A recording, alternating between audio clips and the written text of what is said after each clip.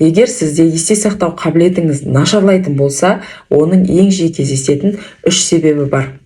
Біріншісі ол әрине анемия. Анемияның ең жиі кездесетін 3 түрі бар.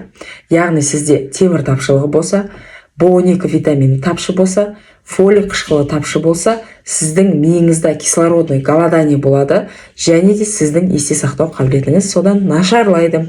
Екінші себебі ол қалқанша безінің жұмысының нашарлауы.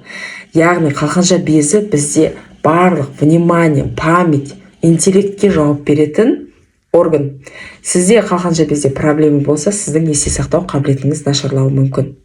Үшіншісі тревога и депрессия.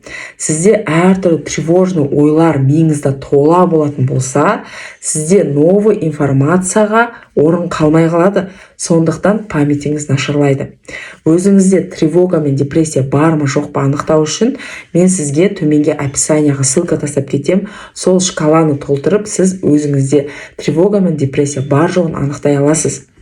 Және де менің парақшама міндетті түрде тіркеліп алыңыздар, және осы видеомен жақындарыңызбен бөлісуді ұмытпаңыздар.